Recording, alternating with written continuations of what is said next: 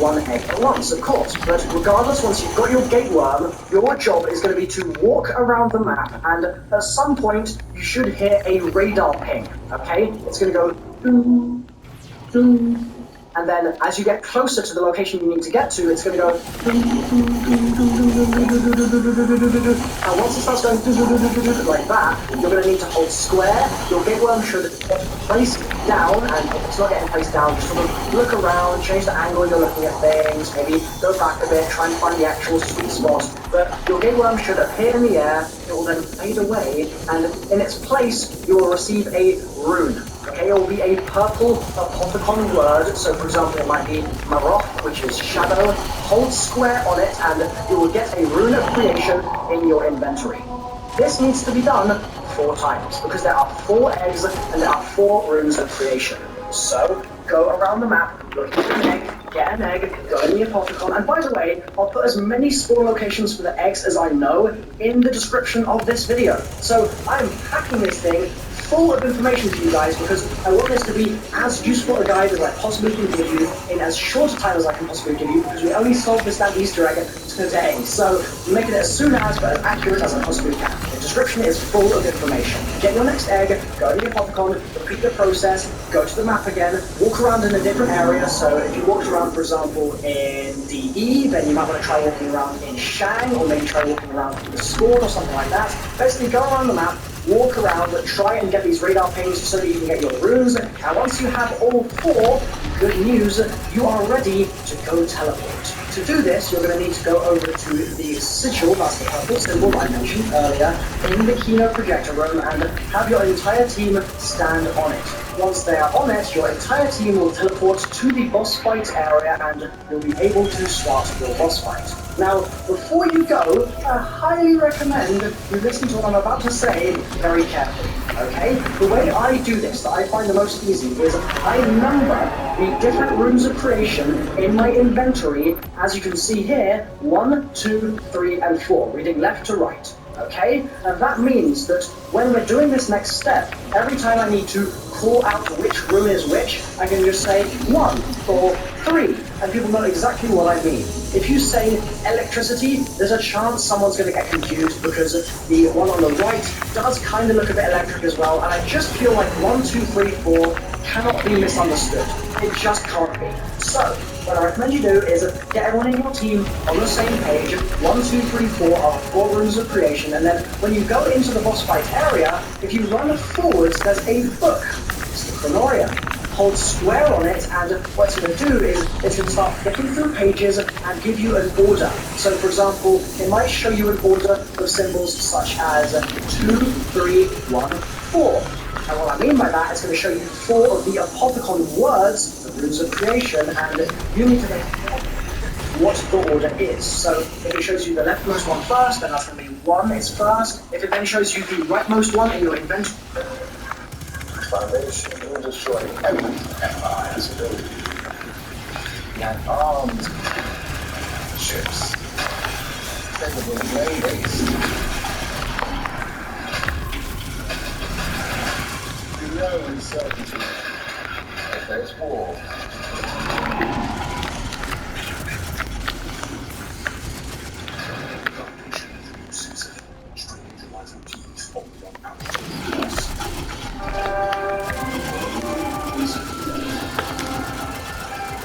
Future and balance.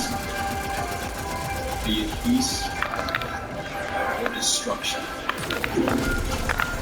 Today, history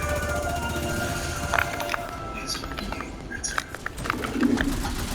then that's going to be 4, so it'll be 1, 4, and then it's going to show you maybe the second one in your inventory, the second from the left, and so we're going to say, okay, 1, 4, 2, 3. Lovely, I've got the order. As soon as you know the order, go back to the area where you spawned into the boss fight, and up there you will see a purple rune flicking through different possibilities. What you're going to do is wait for your first rune that you had in the book to show up. So for example, if our order was 2, 3, 1, 4, but we saw it in the book, then we are going to wait for the number 2 rune to show in the air there, and then go and hold square on it. If if you hold square on it correctly, it should pop up in yellow in front of you, the big yellow rune glowing in front of you, so that's how you know you have successfully activated it. Then wait for your second rune to pop in, so if our order again is 2, 3, 1, 4, then we're going to wait for the third rune from the left in the inventory to appear in front of us in purple, hold square on it when it does, and it'll then come up in yellow in front of you, and you're going to do this for all 4 of the runes, okay, so 2, 3, 1, 4, you get them all done, and once those 4 things have come in, you'll have a load of stuff start spawning, and the boss fight for real begins. You'll have different waves here, because you've got a load of Margwars that you've got to kill, and the Margwars are elemental in this map. So, for example, you've got the fire one, where the floor becomes very lava-y and there are walls of fire everywhere that you've got to avoid. That one's reasonable in my opinion, but don't be worried, by the way, to jump through the fire if it means you're going to be avoiding the Margwar, because those Margs are going to do a lot more damage than that fire is. Also, very helpful at this point to have either a Margwar hat, or one of the Templar hats, or the God hat. Those 3 are really, really useful for this. So, fire stage isn't too bad. The void stage is going to have electricity sort of buzzing its way around the room, and you just got to avoid it. But once again, that electricity is not going to do as much damage as a Marg slam, so just be very careful and don't worry too much about the electricity. Then you'll have the, I guess, light one, which is when the walls start slamming down and stuff, and that means you've just got to basically be very wary of where the walls are going to be going to. You can kind of see them running along the floor and things like that. And also, be very careful here. If you get on a perch on any kind of ledge, there's a chance the game will just kill you off. It does that sometimes. So try not to perch on any ledges you shouldn't be on. Just run around and you should be okay. Kill all the Margs in each of these stages, and once you kill all the Margs, we'll get to a new area.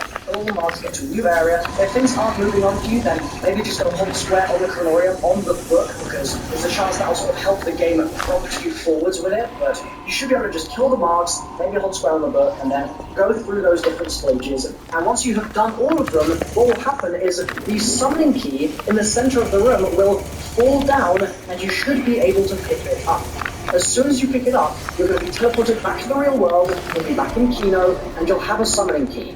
At this point, there's a good chance you'll be in a new round, so be very careful, try not to end the round as best you can, because you need to throw this key into several locations. First location that we're going to be doing is going to be in Mob of the Dead. Come to Mob. There is a poster in one of the cells across the little gap here, so you're going to want to throw the summoning key at the poster, and if you hit the poster, you should see a big glow happen, and you can rest easy that you have successfully got it, and you can move on to the next item. Now, this step is super buggy. Okay, what I recommend you do is just be very, very careful with going down with the key, reviving people with the key. All those sorts of things can glitch it extremely easily.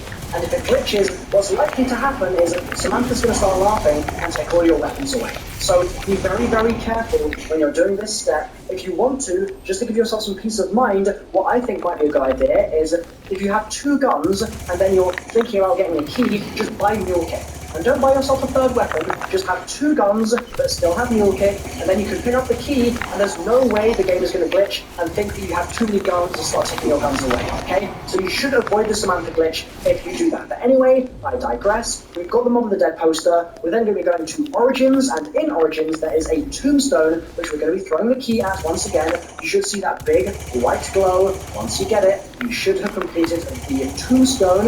Then you can come to Shangri-La. In Shang, there is a crystal which we used for the Shangri-La Easter egg so many years ago. Throw the key at the crystal and you should get, once again, another white glow. So that's 3 down, okay?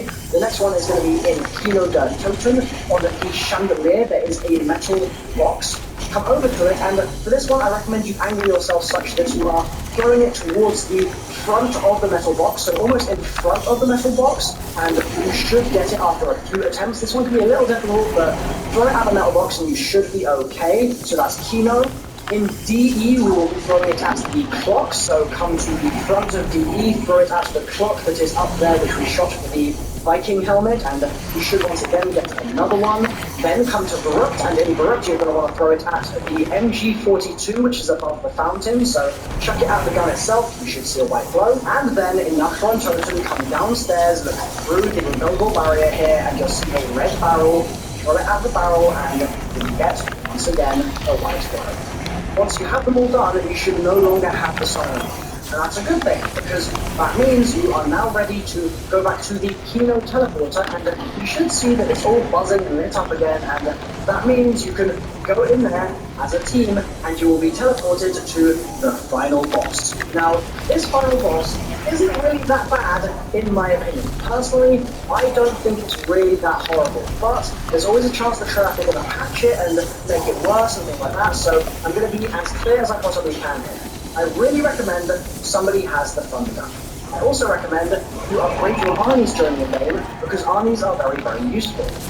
What you're going to be doing in this fight is going over to one of the green beast fountains that are in the corners of the area. There's 4 of them, and holding square. You'll drop the summoning key in there, and then it will start collecting souls. Once you've got enough souls, it will stop collecting souls, as soul boxes always do in zombies, and you'll be ready to grab the key again, and then throw it into the Ghost Sophia that is floating towards the center of the room. If you hit Ghost Sophia will fire a laser beam at the Shadow Man, and then the Shadow Man is going to become available for you to shoot, okay? He's going to shudder back and forth above the sort of end of the room here, and you need to basically continuously shoot him. Now, during this, if you've got teammates, they should be chucking some armies out for you, maybe using the Apothicon Servant to protect you from any zombies. If there are Margs, they're going to go after the armies, so that's going to be great, but make sure you are safe while you're doing it, and also make sure that you have